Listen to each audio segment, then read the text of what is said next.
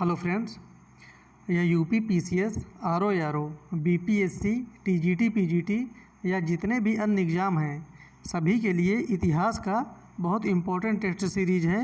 ये test series का 30वां test है। 30 टेस्ट हो चुके हैं अब तक इसको मिला के, और हमारे हर एक टेस्ट सीरीज़ में 20 क्वेश्चन होते हैं, वो सभी बहुत इम्पोर्टेंट होते हैं। और जो आज के 20 क्वेश्चन दिए गए हैं इसमें टोटल फैक्ट क्वेश्चन है, इसको घुमा फिरा के एग्ज़ाम में पूछता नहीं है, ये क्वेश्चन डायरेक्ट ही आते हैं। और अगर आपने इसमें से 17-18 क्वेश्चन कर लिए तो ये मान के चलिए कि आपकी तैयारी इतिहास के लिए बहुत अच्छी है। अगर इससे कम होता है तो आपको और पढ़ने की आवश्यकता है। फिर भी देखते हैं हम लोग आज का टेस्ट। हड़प्पन स्थल सनौली के अभी हाल ही में उत्खननों से प्राप्त हुए हैं। क्या प्राप्त हुए हैं वहाँ से? ये सनौली स्थल से, ये एक हड़प्पाकालीन स्थल है। मानव समाधान, पशुओं के समाधान, आवासीय भवन, रक्षा दीवार। तो सनौली के खनन से क्या प्राप्त हुआ है ये बताना है। इसका सही उत्तर हो जाएगा ए, मानव समाधान। जो सनौली स्थल है हड़प्पाकालीन, वहाँ के उत्खनन से मानव के समाधान प्राप्त हुए हैं। कौन सा हड़प्पा नगर 3 भागों में विभक्त है? काफ़ी इम्पोर्टेंट क्वेश्चन है ये। है तो बहुत सिंपल, लेकिन है काफ़ी फैक्ट वाला और हमेशा एग्जाम में आता है। तो 3 भागों में कौन सा हड़प्पा नगर विभाजित है? लोथल, कालीबंगा, धौलावीरा, सुरकोटड़ा। इसका सही उत्तर हो जाएगा सी, धौलावीरा हड़प्पाकालीन स्थल है जो 3 भागों में विभाजित है। किस वैदिक ग्रंथ में वर्ण शब्द का सर्वप्रथम उल्लेख मिलता है? काफ़ी इम्पोर्टेंट क्वेश्चन है ये। वर्ण शब्द का सबसे पहले उल्लेख कहाँ मिलता है? ऋग्वेद में, अथर्ववेद में, सामवेद में या यजुर्वेद में? जो वर्ण है इसका सबसे सर्वप्रथम उल्लेख ये मिलता है ऋग्वेद में। इसका सही उत्तर हो जाएगा ए। यज्ञ संबंधी विधि विधानों का पता चलता है ऋग्वेद से, सामवेद से, ब्राह्मण ग्रंथों से, यजुर्वेद से। जो यज्ञ संबंधी विधि विधान होते हैं उसका पता चलता है हमको यजुर्वेद से। इसका सही उत्तर हो जाएगा डी।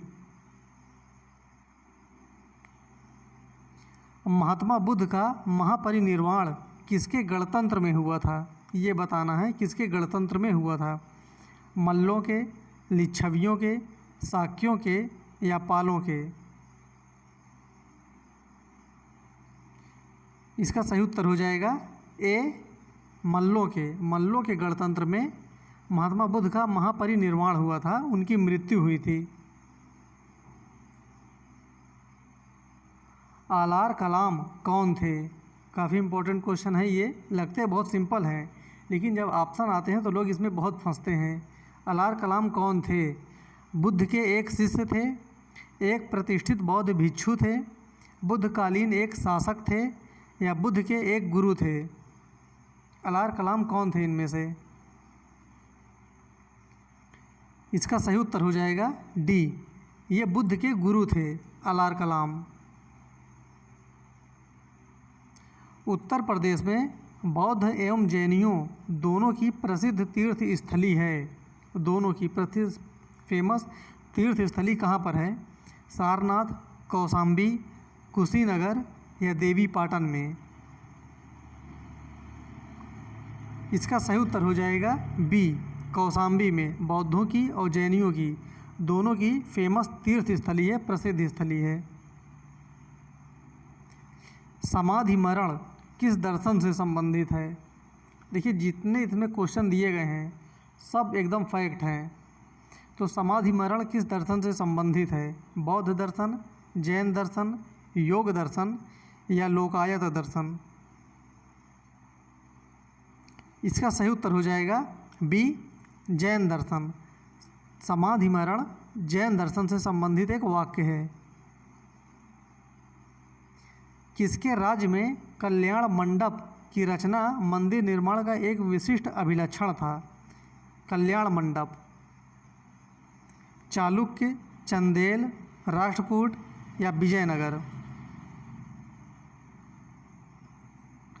इसका सही उत्तर हो जाएगा डी, विजयनगर। विजयनगर के काल में जो भी मंदिर बनते थे उसमें कल्याण मंडप एक विशिष्टता थी। प्रसिद्ध तेलुगु कवि श्रीनाथ किसके दरबार में थे? श्रीनाथ। हरिहर द्वितीय, देवराय प्रथम, देवराय द्वितीय, कृष्णदेव द्वितीय। इसका सही उत्तर हो जाएगा सी, देवराय द्वितीय के दरबार में श्रीनाथ रहते थे। 13वीं और 14वीं शताब्दियों में भारतीय कृषक खेती नहीं करता था, गेहूं की, जौ की, चना की या मक्का की। तो 13वीं और 14वीं शताब्दी में जो भारतीय कृषक थे वो लोग मक्का की खेती नहीं करते थे।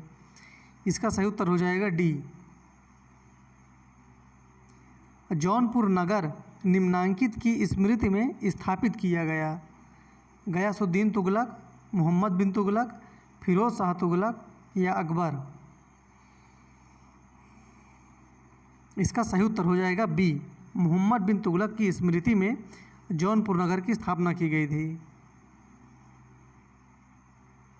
निम्न में से किस किले का निर्माण अकबर के राज्यकाल में नहीं कराया गया था? ये वर्ड हमेशा ध्यान देना है, नहीं कराया गया। दिल्ली का लाल किला, आगरा का किला, इलाहाबाद का किला या लाहौर का किला। सभी इसमें आज इम्पोर्टेंट क्वेश्चन दिए गए हैं। इसका सही उत्तर हो जाएगा ए, दिल्ली का लाल किला। ये अकबर के समय का नहीं है। निम्न में से किस मुगल सम्राट ने शिक्षा संबंधी सुधार किए थे? शिक्षा संबंधी सुधार? जहांगीर, शाहजहां, हुमायूं, अकबर। इसका सही उत्तर हो जाएगा डी, अकबर। जबकि अकबर स्वयं अशिक्षित थे और इन्होंने शिक्षा संबंधी सुधार किए थे उस समय। निम्न में से किस स्थान पर एक प्रसिद्ध सिख गुरुद्वारा अवस्थित है? सिख गुरुद्वारा?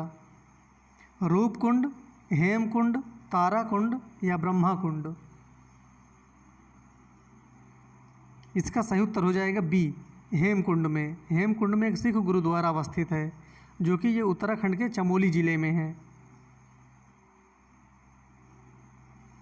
पटना में किस सिख गुरु का जन्म हुआ था? सिख गुरु का बताना है, वो भी पटना में। Nanak, Tegh Bahadur, Hargobind, Govind Singh.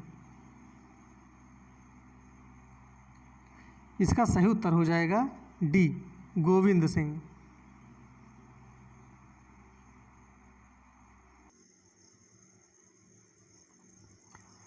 East India company के किस अंग्रेज गवर्नर को औरंगजेब द्वारा भारत से निष्कासित किया गया था?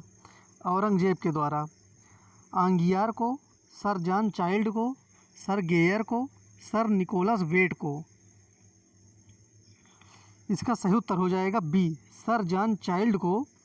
ये ईस्ट इंडिया कंपनी के अंग्रेज गवर्नर थे, इनको औरंगजेब के द्वारा भारत से निष्कासित कर दिया गया था। ब्रिटिश ईस्ट इंडिया कंपनी ने मुंबई किससे ली थी? डचों से, फ्रांसीसियों से, डेनिशों से या पुर्तगालियों से। इसका सही उत्तर हो जाएगा डी, पुर्तगालियों से। British east India company Mumbai पुर्तगालियों से ग्रहण किए थे। कर्नाटक युद्ध किनके मध्य लड़ा गया था? अंग्रेज व फ्रांसीसी, अंग्रेज व डच, अंग्रेज व मराठे, हैदर अली व मराठे।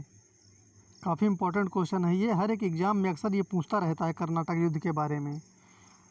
इसका सही उत्तर हो जाएगा ए, अंग्रेज व फ्रांसीसियों के मध्य कर्नाटक युद्ध लड़ा गया था।